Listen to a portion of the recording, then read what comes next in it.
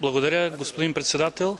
Уважаеми колеги, предстоящото френско председателство на Европейския съюз идва в критичен момент за евроинтеграционния процес на Стария континент. Теми като стратегията за устойчиво развитие, Европейският имиграционен пакт, Европа на отбраната и реформата на общата селскостопанска политика са съществени за Европа.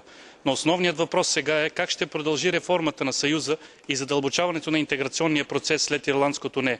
Отхвърлянето на Лисабонския договор от Ирландия поставя отново на изпитание общата воля на европейците да преодоляват заедно проблемите на глобализацията. На Франция като основател на европейската идея и на президента Никола Саркози отново се пада задачата да мобилизира усилията на всички 27 държави и да предложи юридическа формула и план за действие за излизане от Лисабонската криза.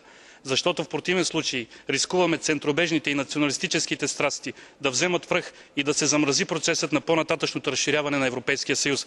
Преломността на етапа изисква да осъзнаем тези заплахи и да бъдем на висотата на отговорностите и очакванията на мнозинството европейски граждани, за които одата на радостта се е превърнала вече във втори национален химн.